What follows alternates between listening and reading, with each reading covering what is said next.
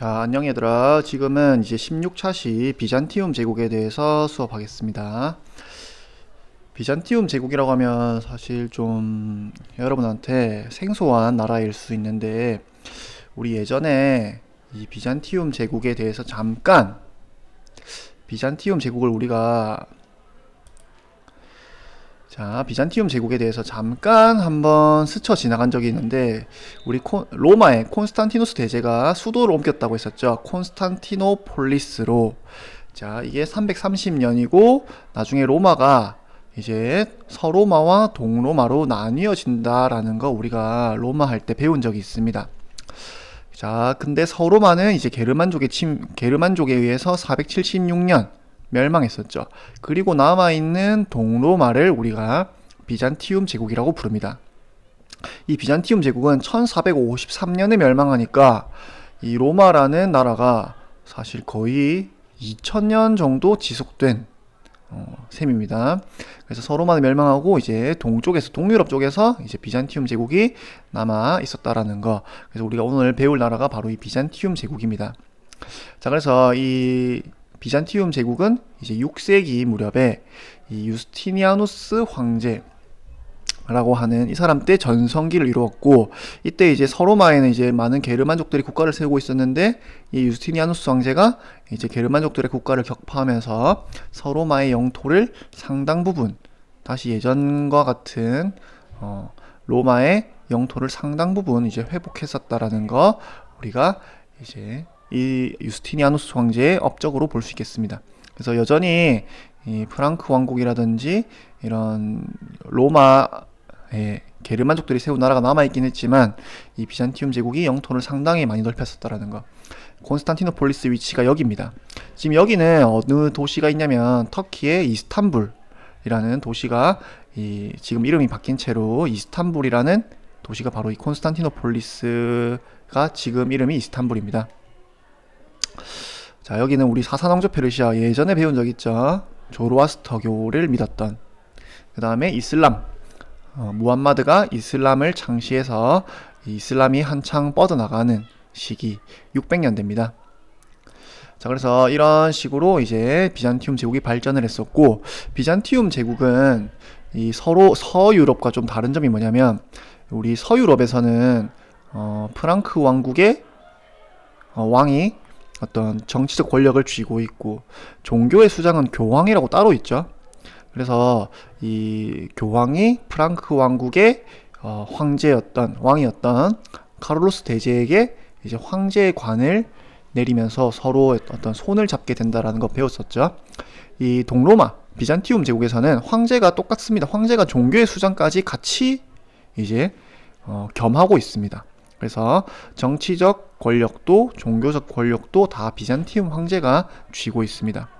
근데 이제 7세기 무렵부터는 이제 이슬람 세력이 점점 밀어내면서 이 북아프리카 지역이라든지 이런 거는 다 이제 이슬람 제국에게 빼앗기게 됩니다. 자, 그래서 점점 이제 이 7세기 무렵부터 이슬람 애들이랑 계속 치고받고 서로 싸우다가 이제 중간에 이제 십자군 전쟁이라는 전쟁, 우리가 아마 다음 시간에 아마 배우는 것 같습니다. 십자군 전쟁. 그래서 아니다, 다음 시간에 배우나? 다음 시간에 배우네. 십자군 전쟁을 통해서 이 비잔티움 제국이, 이 십자군 전쟁이 잠깐 왜 일어나는지 잠깐 설명하자면, 비잔티움 제국이 이슬람이랑 싸우다가 이제 점점 밀리게 됩니다. 그러다 보니까 비잔티움 황제가 어떻게 보면 비잔티움 제국과 이슬람의 제국의 이 싸움은 사실 크리스트교 세력과 이슬람의 싸움이라는 어떤 종교적인 측면도 있죠. 그래서 비잔티움 황제가 이 서유럽의 교황에게 도움을 요청합니다. 그래서 우리 그리스트교 세력이 밀리고 있다. 그리고 우리한테 굉장히 중요한 도시, 바로 예루살렘을 이슬람에게 빼앗겼다. 그래서 이걸 되찾아야 된다. 도와달라. 라고 해서 교황에게 요청을 합니다. 그래서 교황이 전 서유럽에게 이제 우리가 성지를 회복하기 위해서 싸우러 가자 라고 해서 각 왕들과 귀족들이 군대를 이끌고 교황의 명령에 따라서 예루살렘을 되찾으러 가는 전쟁이 바로 십자군 전쟁입니다.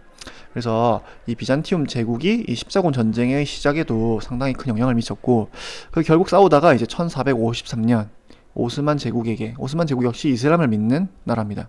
그래서 오스만 제국에게 멸망한 나라가 이 비잔티움 제국 동로마입니다.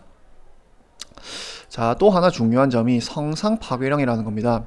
아까 비잔티움 황제는 종교적인 수장의 역할까지 한다고 했었죠. 이 레오 3세라는 비잔티움 황제가 이 성상을 숭배하는 것을 금지하는 명령을 내립니다. 이게 뭐냐면 우리 크리스트교 10계명에 보면 이제 우상을 숭배를 금지하는 조항이, 선생님이 사실 종교인이 아니라서 확실하진 않은데 우상 숭배를 금지하는 내용이 들어 있습니다. 자, 그래서 우리 이슬람에도 이런 내용이 있었죠. 우상 숭배를 금지했기 때문에 아라베스크 문이라는 그런 어떤 기하학적이고 현란한 문의를 활용해서 신성함을 표현한다고 했었죠.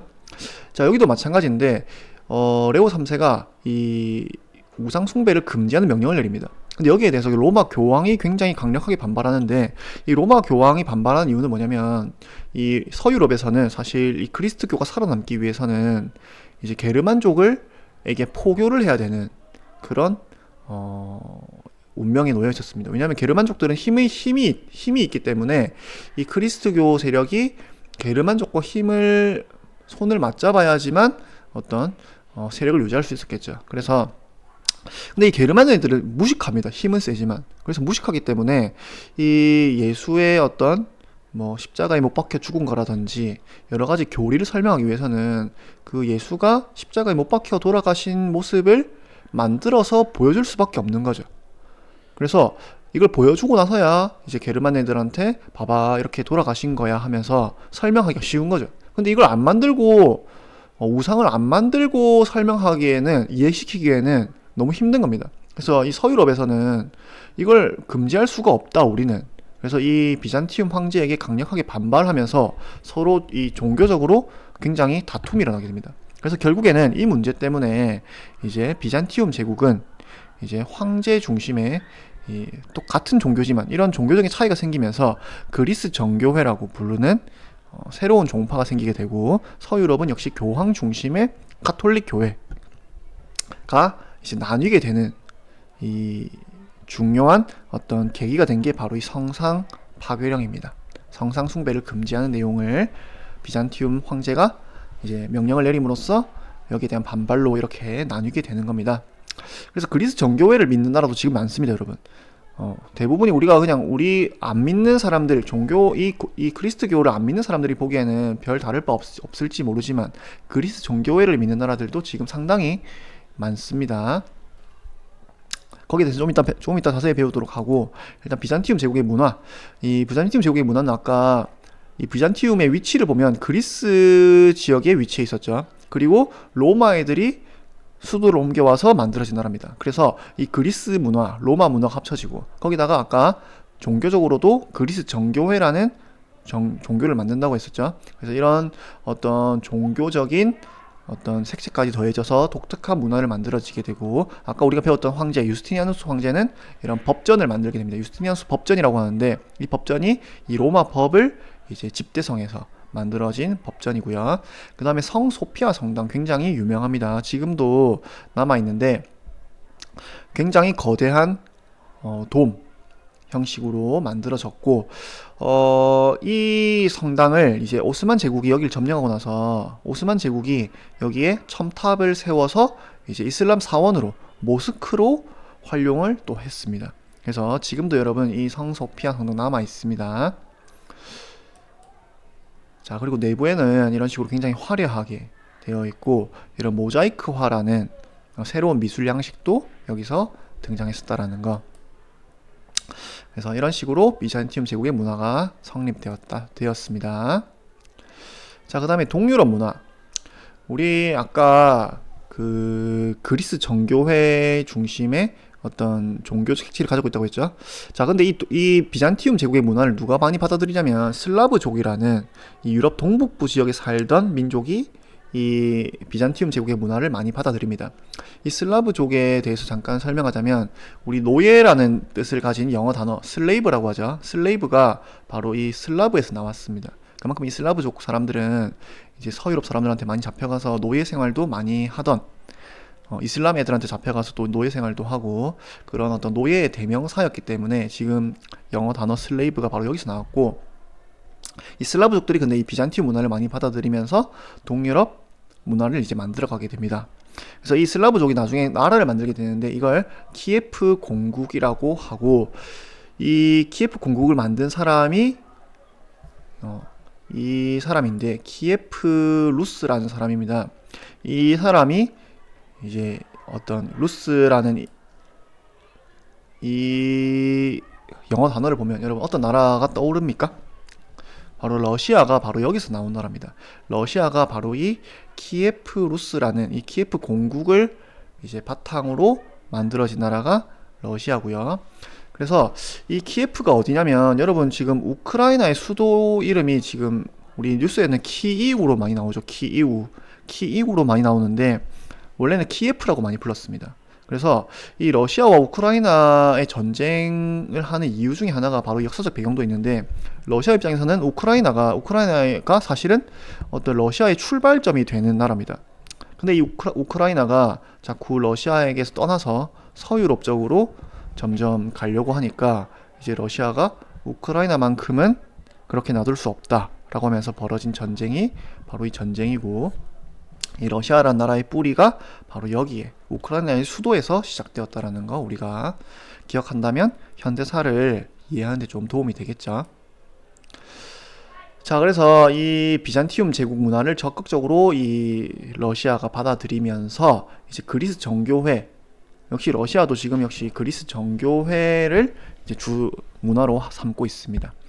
그리고 동유럽의 많은 나라들이 이 그리스 정교회를 여전히 지금도 국가의 종교로 받아들이고 있습니다.